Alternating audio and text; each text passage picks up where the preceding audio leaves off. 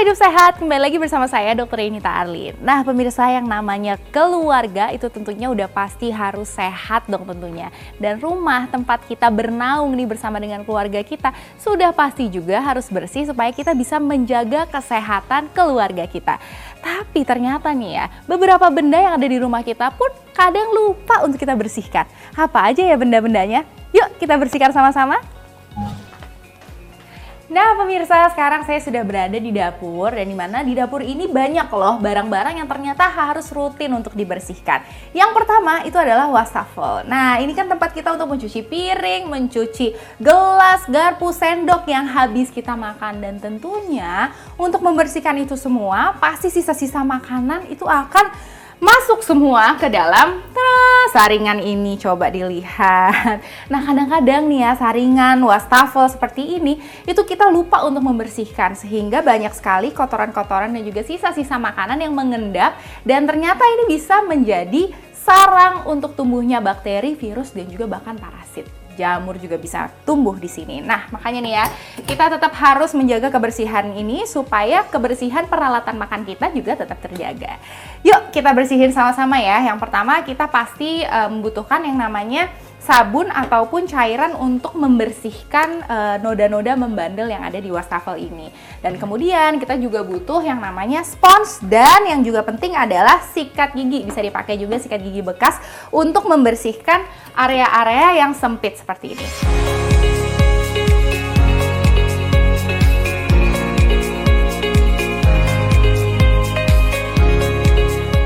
Oke, itu dia nih untuk membersihkan wastafel. Nah, sekarang selanjutnya kita akan membersihkan kompor. Yuk! Nah, pemirsa, area yang paling sering kita gunakan yang ada di dapur itu tentunya adalah kompor dong ya. Nah, di sini adalah tempat kita untuk memasak, dan tentunya pasti banyak sekali cipratan-cipratan minyak yang berada di dasar kompor. Nah, makanya nih, yang pertama kita juga harus membersihkan ini sesering mungkin. Kalau bisa setelah setiap kita memasak. Oke, cara membersihkannya itu adalah kita menggunakan spons dan juga sabun yang bisa mengangkat lemak-lemak atau minyak.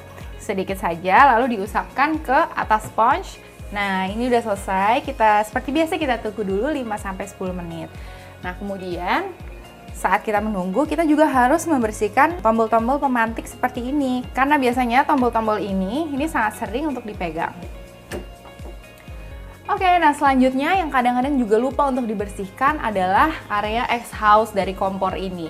Nah ini pemirsa, ini harus dibuka seluruhnya dan kemudian langsung dibilas dengan air lalu digosok dengan sabun. Saat kita memasangnya lagi, pastikan ini sudah kering supaya tidak mengendap jamur-jamur ada di atas. Oke, apabila sudah selesai dibersihkan, ini kita masukkan, dan kemudian ini jangan lupa untuk dibersihkan di wastafel dengan air mengalir dan juga disikat dengan sabun. Selanjutnya, benda yang harus dibersihkan yang ada di rumah, terutama di dapur, itu adalah kulkas. Yuk sama-sama kita lihat. Nah selanjutnya pemirsa, di area kulkas ini ternyata banyak loh tempat-tempat yang kadang-kadang kita lupa untuk membersihkannya secara rutin. Yang pertama nih, dari area depan itu adalah gagang pintu, area kulkas ini, dan juga si penghiasnya, yaitu si magnet-magnet kulkas yang ternyata menyimpan debu banyak sekali loh. Nah selanjutnya di area dalam, ini terkadang kita lupa nih untuk membersihkan area-area lantai dari rak-rak kulkas ini. Karena di rak-rak kulkas ini ternyata kadang-kadang mereka ini menyimpan banyak sekali tumpahan-tumpahan sisa-sisa bekas-bekas makanan. Nah selanjutnya setelah selesai nih kita ke dapur, ada juga nih tempat yang juga kadang kita tuh lupa untuk membersihkannya, yaitu di area keluarga. Apa ya?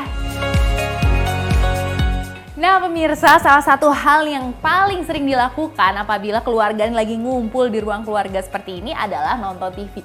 Tapi kadang-kadang kalau kita nonton TV, remote-nya suka lupa untuk dibersihkan. Nah padahal nih, remote TV ini adalah salah satu benda yang sering sekali dipegang dan bisa menjadi transmisi bakteri, virus, dan juga parasit dan jamur. Nah tentunya kalau misalnya kita menggunakan ini sering, kita juga harus membersihkannya juga lebih sering lagi. Kita bisa menggunakan tisu yang mengandung alkohol, lalu kita langsung bisa membersihkan semua area dari remote ini. Nah, yang juga sering dilupakan itu adalah sisi dalam baterai.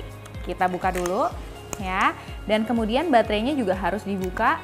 Kemudian kita bersihkan seluruhnya nih, semua sisinya itu harus dibersihkan. Nah, hal ini juga kita bisa lakukan dengan remote-remote yang lainnya nih, terutama ada remote AC atau remote yang lain ya, remote kipas angin dan sebagainya. Jadi semua yang dipegang, terutama remote-remote ini tetap bersih dan juga aman dari bakteri dan juga virus-virus yang sering bersarang di remote TV. Nah, berikutnya yang harus selalu dibersihkan adalah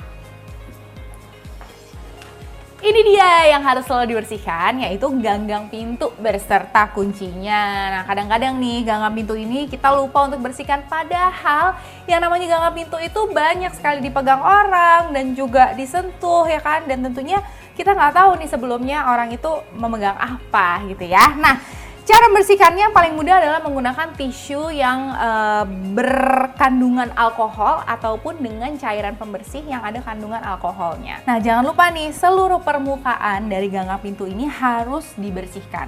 Karena di permukaan ini apabila banyak sekali bakteri, virus, ini bisa menjadi sumber transmisi atau port di entry dari penyakit-penyakit yang bisa menular lagi ke orang lain.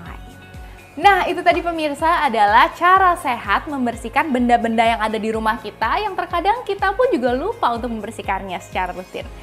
Cara sehat dimulai dari hal yang sederhana, maka dari itu yuk kita mulai dari sekarang. Saya Dr. Ainita Arlin untuk Hidup Sehat Plus.